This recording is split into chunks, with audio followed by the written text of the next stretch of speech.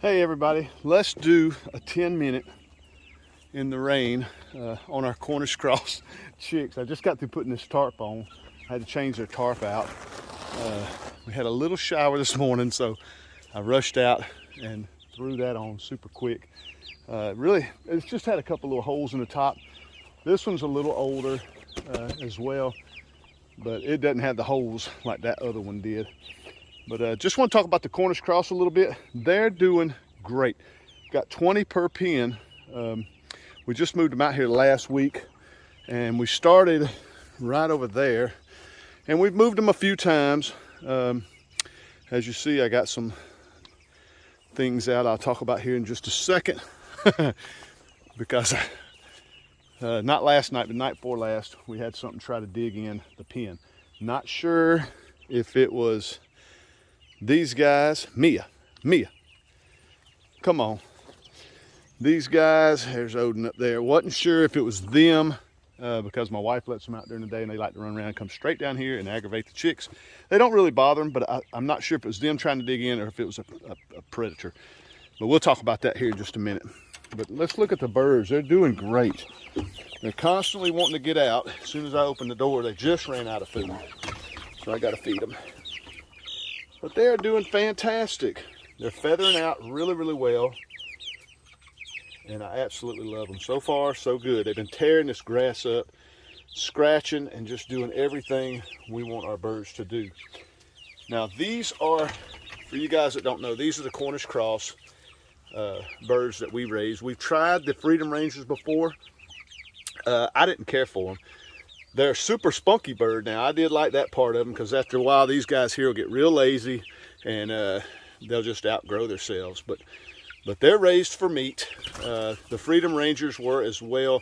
They were a little more spunkier bird, but these, in my opinion and my wife's opinion, they just taste way better. They grow a lot faster, which saves us on our food costs. And I just like them so much better. If you guys happen to buy chicken from Kentucky Fried Chicken or Chick-fil-A or wherever you buy chickens, these are the ones that you buy. This is what they serve you, the Cornish Cross. These guys are incredible. And if you have the opportunity to grow your own meat birds, I've been thinking about this for a little while. If you have the opportunity to grow your own meat birds, I would jump on it.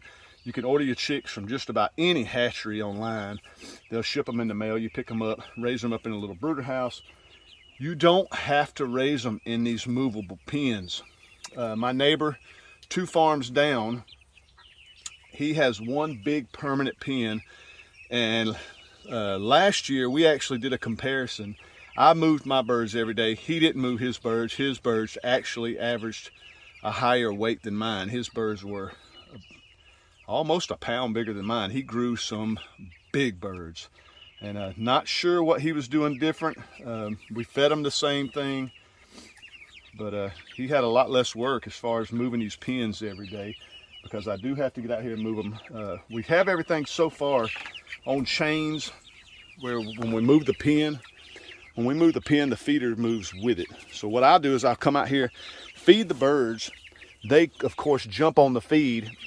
That opens up this area for me to pull the pens from a rope in the front. We pull the pens, all the birds will follow the food, and it moves right along really nice and smoothly. Outside of this, I do have to grab this and take this out because I don't have a bell style waterer. We had one in here. We just have to get it fixed. Something's wrong with it. But I'll take you over here and show you guys the other pen. I got another feeder that's been sitting here. I need to fill that up. I hadn't done that. I usually do that when they get a little bigger. When they get a little bigger, because they're going to start eating. Pretty soon they're going to start eating like crazy.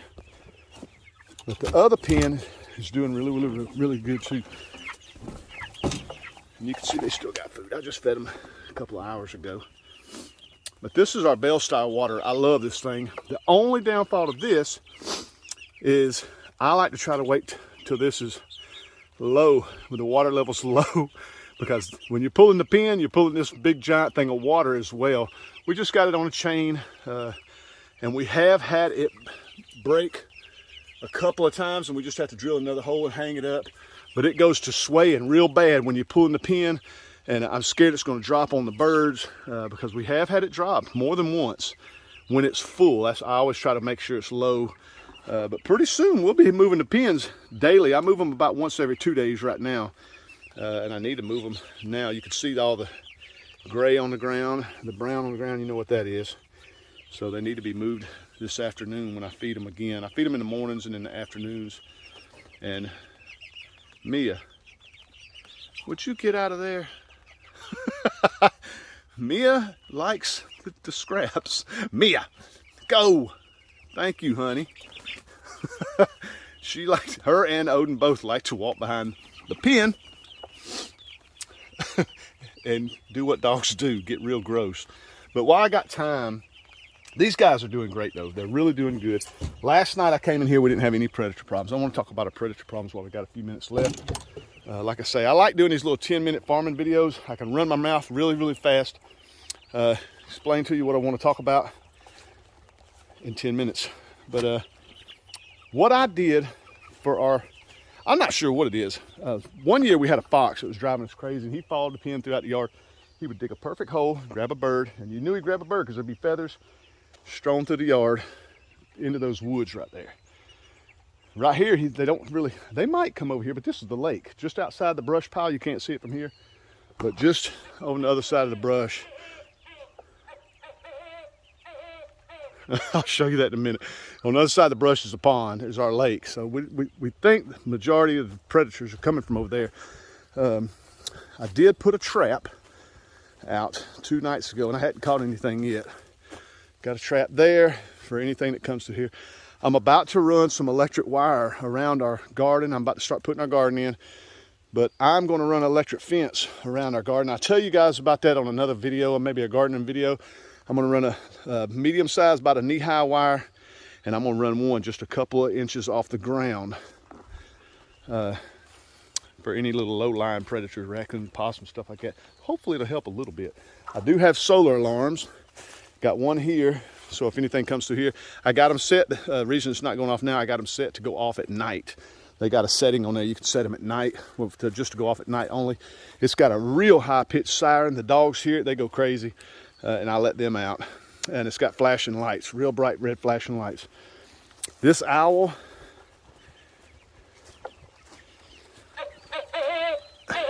it's a motion sensor, solar alarm.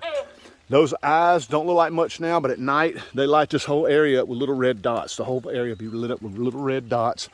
As the pins get moved further out, I'm going to move that solar alarm onto the back of one of these pins, because I do have one on the front for anything that comes up front and tries to dig. Same thing, nighttime setting, high-pitched scream, lights. I got another one here facing the pin, and it'll flash, and it's supposed to send off a real high-pitched siren. The girls, I'm getting older, I can't hear. The girls say they hear it. Y'all may hear it on here. I don't hear it whatsoever. I keep thinking it's not even on. I don't hear anything come out of it. The dogs don't seem to, they don't lift their ears or nothing. So I don't know. You can hear it starting to rain now. But anyway, the birds are doing great. I gotta clean this up. We're gonna just keep moving them.